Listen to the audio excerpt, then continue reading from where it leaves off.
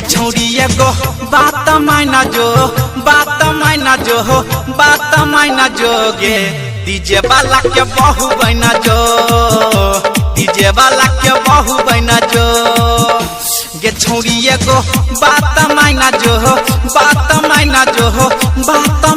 जो गे डीजे वाला के बहु बना जो डीजे वाला के बहु बना जो। अरे mix by DJ Sonu Sargam Durga स्थान धर्मजयहा। आपका ये नाम है?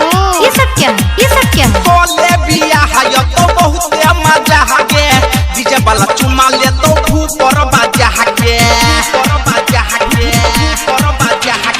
बोले बिया है तो बहुत मजा है डीजे वाला चुमा ले तो ऊपर बाजा है गे छौड़िए गो बात जाइना जोगे डीजे वाला के बहु बना जो डीजे वाला के बहु बना जो। डीजे सोनू सरगम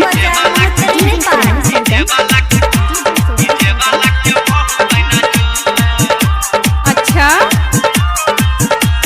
बैठ दे तो वॉल्यूम बढ़ा दे तो बेसगे बिना घुसा के सीधा कर दे तो रे सगे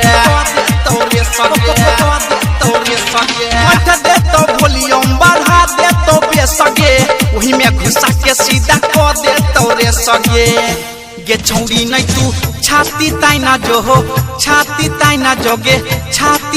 जोगे डीजे वाला के बहु बना जो डीजे वाला के बहु बना जो।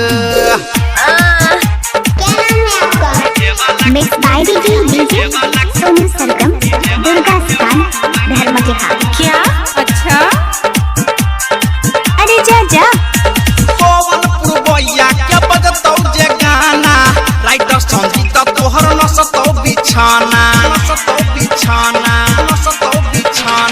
पवन पुरवैया के बजतौ जे गाना छौरा रंजीत तोहर नसतौ बिछाना कि अभी से आरिफाइना जोगे डीजे वाला के बहु बना जो डीजे वाला के बहु बना जो।